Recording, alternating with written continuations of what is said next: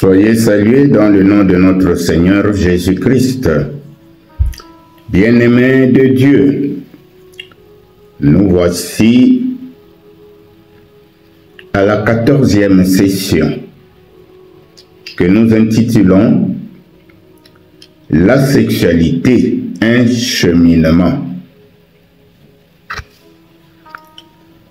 De nos jours, la plupart des relations amoureuses entre un homme et une femme sont des relations à l'essai. Le terme fiançailles est troqué à l'essai parce qu'on veut tout de suite atteindre un objectif, celui de satisfaire d'abord le désir sexuel. La mentalité de tout de suite, trotte dans la tête de la plupart des garçons. Mais cet amour à l'essai est souvent plus frustrant que l'attente du mariage, car la sexualité est un cheminement. Dans l'entreprise des fiançailles, l'union physique doit être l'aboutissement du projet qui conduit au mariage. En couple, l'entente sexuelle est progressive parce qu'il faut un temps d'apprentissage pour mieux se connaître, se donner et se lier l'un à l'autre. L'on peut éprouver quelques difficultés à atteindre l'épanouissement sexuel au début du mariage, mais il ne faut pas s'inquiéter car il y a un temps d'adaptation pour s'intégrer l'un à l'autre. L'adaptation demande un dialogue entre époux et aucun sujet ne doit être tabou, y compris celui de la sexualité. Il est bon de dire, par exemple, quelles sont les positions qui nous mettent tous deux plus à l'aise, les caresses qui nous émeuvent le plus, les baisers que nous désirons. Il y a des faits et gestes que peut-être l'autre n'aime pas, parce que ça rappelle de mauvais souvenirs qui ne sont pas encore guéris. C'est donc dans la tendresse et l'humilité que doit se dérouler le partage des douleurs et blessures issues des expériences et des frustrations avant votre rencontre et qui ont besoin d'être guéries. Dans la prière et l'unité, de tels soucis après partage doivent être apportés à Christ, qui est à même de recréer l'amour blessé, de donner la paix et le repos à l'âme, de restaurer la communion conjugale. Le repos que Dieu donne est spirituel. C'est une paix intérieure et une liberté face à la crainte et à l'anxiété. Confère Matthieu chapitre 11, versets 28 à 30. L'ouverture de l'un à l'autre est capitale dans tous les domaines de la vie conjugale, d'autant plus qu'elle consolide la confiance mutuelle.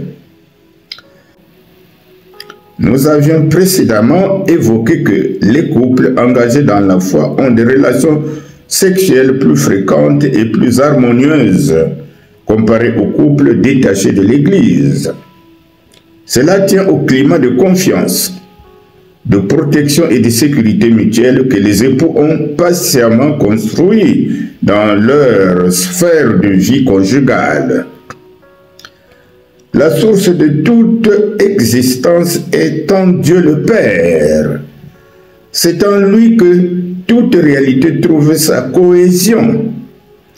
Pour cela, la sexualité mérite d'être vécue dans la communion et l'obéissance à Dieu, de qui dépendent les familles, comme cela nous est dit dans Éphésiens chapitre 3 verset 15. Ceci pour qu'elle soit belle, bonne et saine. Jésus est venu ici-bas pour nous donner une vie abondante, y compris dans le domaine de la sexualité, comme nous pouvons le lire dans Jean chapitre 10, verset 10. Mes bien-aimés de Dieu, essayons donc de résumer et de simplifier notre sujet de la sexualité qui est un cheminement. Alors la sexualité n'est pas seulement un acte ou un instinct, mais un cheminement intérieur et relationnel. Elle commence par la découverte de soi, se poursuit dans l'apprentissage de l'autre et s'épanouit dans une relation équilibrée. Vécue correctement, elle devient un lieu de croissance, de don et de communion. Alors nous allons essayer de schématiser les étapes du cheminement. La première étape, c'est la découverte personnelle. Comprendre son corps et ses émotions est la première étape. Cela inclut l'acceptation de soi, de ses limites et de ses désirs. Et ce n'est pas pour rien que le psalmiste dit « Je te loue de ce que je suis une créature si merveilleuse ».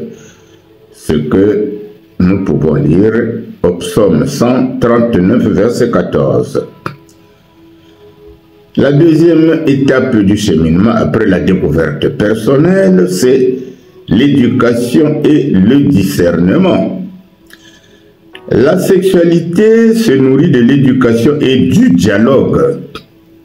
Elle doit être éclairée par la sagesse, afin de ne pas être réduite à une simple recherche de plaisir, mais à une vraie construction de l'amour. Troisième étape du cheminement, l'ouverture à l'autre. Dans le couple, la sexualité devient un langage d'amour et de don de soi. Elle suppose le respect, l'écoute et la fidélité. Ce n'est pas pour rien que le texte biblique nous dit que les deux deviendront une seule chair. Genèse chapitre 2, verset 24. Quatrième étape, la maturité et la fécondité. Le cheminement aboutit à une sexualité équilibrée, ouverte à la fécondité. Mais la sexualité est biologique, affective et spirituelle. Et elle doit être orientée vers le bien commun du couple et de la famille. Alors, finalement, dans la sexualité, c'est vrai, elle est un cheminement, mais il y a aussi une perspective spirituelle. La sexualité est un don de Dieu. Bien vécue, elle devient chemin de sainteté, un moyen de se rapprocher de Dieu en apprenant à aimer l'autre sans égoïsme. La chasteté, dans ce sens, n'est pas privation, mais intégration harmonieuse des désirs dans un projet d'amour. Voilà, mes bien-aimés,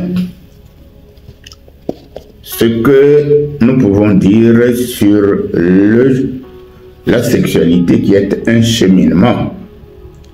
La sexualité selon le dessein de Dieu, selon le plan de Dieu.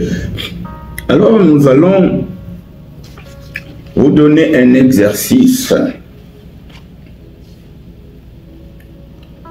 Alors, dans cet exercice, c'est vous faire comprendre que lorsqu'on est en couple, et il y a une nécessité d'être la sentinelle de son partenaire, afin de prévenir d'éventuels dérapages dans un monde caractérisé par le libertinage et le laxisme sexuel. Le couple peut partager quelques exemples de prévention en prenant soin de connaître l'agenda quotidien de l'autre. Alors, posons quelques questions à l'époux. Comment peux-tu aider ta femme à lutter contre les tentations et le harcèlement sexuel au travail?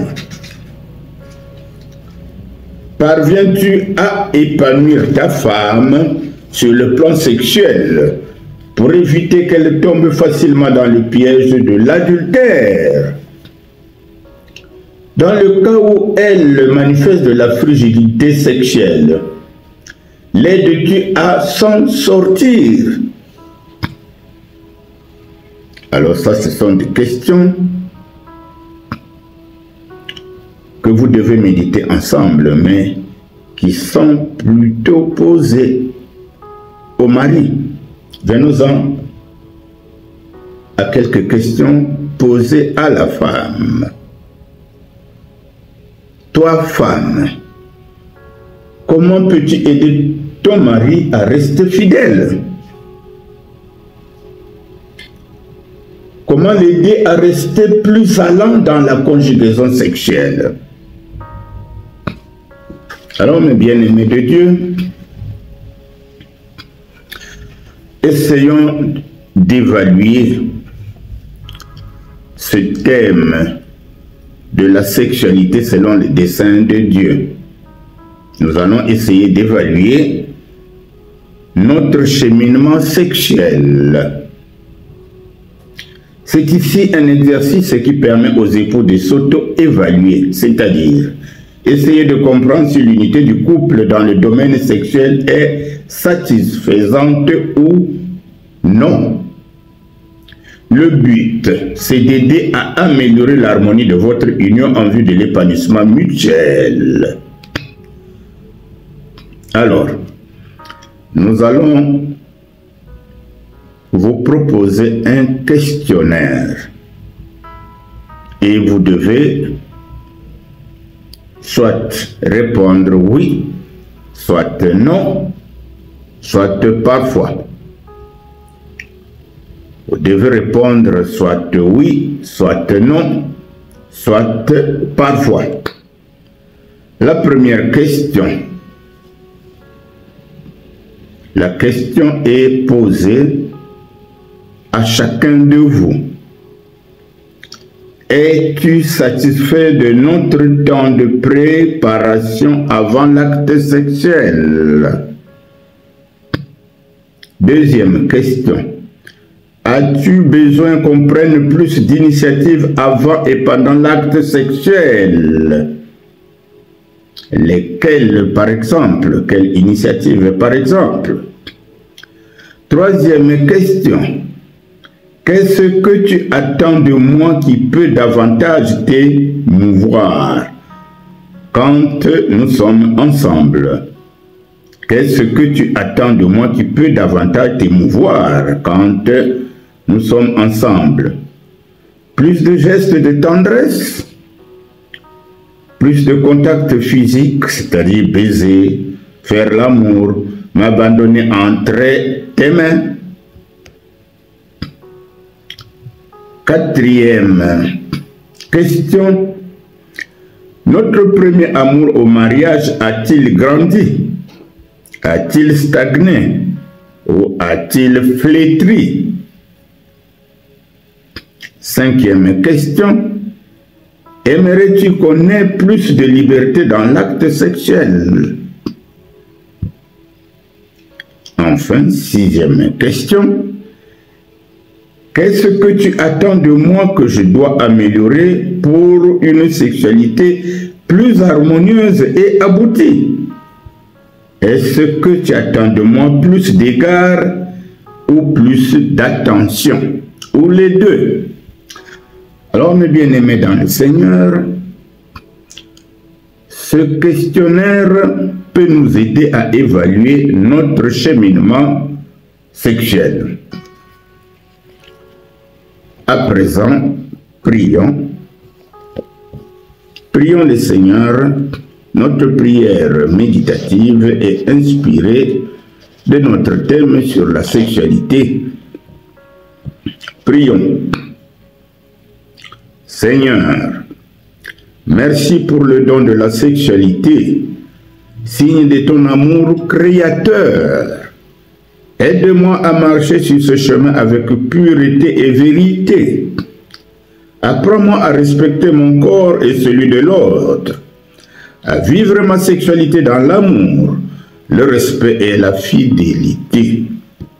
Fais de moi un artisan d'unité et de joie dans le couple, pour que ma vie reflète ton projet d'amour. Amen. Que Dieu vous bénisse.